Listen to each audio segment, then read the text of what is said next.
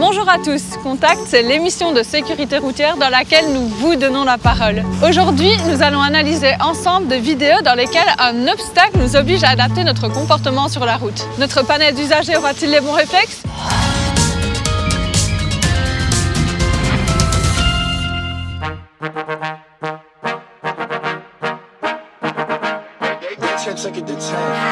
Comment réagir lorsqu'on est surpris par un piéton sur la chaussée? Oh, beaucoup de rétro. Les deux ressemblent à Etchebest. Et puis il fait comme si de rien n'était. Il est énervé sur le mode.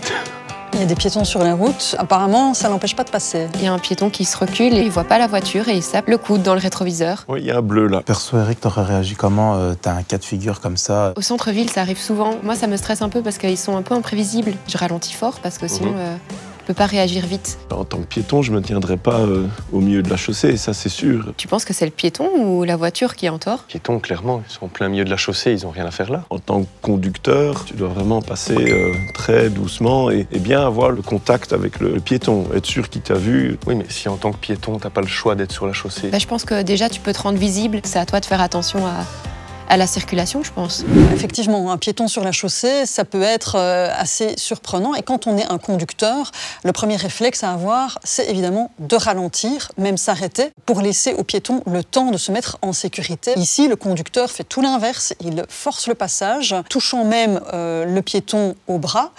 Il continue sans s'arrêter. C'est quasi un délit de fuite, hein. C'est clairement répréhensible. Quand il y a un incident comme ça, il faut pouvoir s'arrêter, évaluer les conséquences, les dégâts éventuels et prendre les mesures nécessaires. Bon, du côté des piétons, on n'est pas tout blanc non plus. Même s'il y a un accident, on sort de son véhicule ou autre, on doit se mettre le plus vite possible en sécurité sur le trottoir en milieu urbain ou derrière le rail de sécurité sur l'autoroute. En aucun cas, un piéton qui rentre ou qui sort de son véhicule n'a priorité sur les véhicules qui circulent autour. On n'a pas été trop mauvais hein, quand même. Allez, 45% de bon. Oui. Est-ce que le stationnement de ce véhicule pose problème?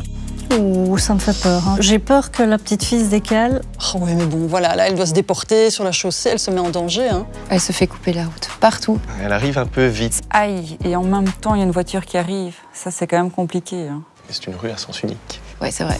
Mais le problème, c'est que le petit espace réservé aux cyclistes est en fait monopolisé par une voiture qui est mal stationnée. Celui qui est garé sur ce qui a l'air d'être la piste cyclable n'a rien à faire là. Je pense que je ne me trompe pas en disant que ça m'arrive tous les jours d'avoir une personne garée sur mon chemin. Et donc moi, je me déplace avec des jeunes enfants à vélo. Et donc tous les jours, ma vie et la vie de mes enfants est mise en danger à cause de personnes mal garées. Et je suis en 2 roues aussi, j'ai une mobilette. Okay. Donc en tant qu'usager faible, j'ai déjà vu et vécu presque des accidents parce que je suis en 2 roues et que contre les 4 roues, je fais pas le malin. Non, tu m'étonnes.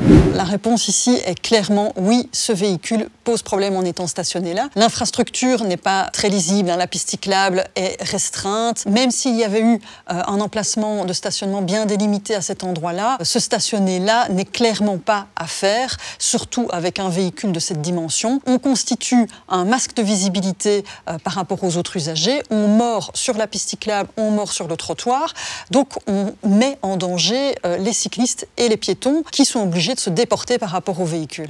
Un bon rappel du code de la route serait nécessaire pour beaucoup d'automobilistes. Voilà, Contact, c'est déjà terminé pour aujourd'hui. Merci d'avoir été avec nous. Si vous avez encore des questions sur le code de la route ou la sécurité routière, envoyez-les nous en scannant le QR code qui s'affiche juste au bas de votre écran. Nous ne manquerons pas de les poser à nos experts lors d'une prochaine émission. Quant à moi, je vous dis à la semaine prochaine et d'ici là, bonne route!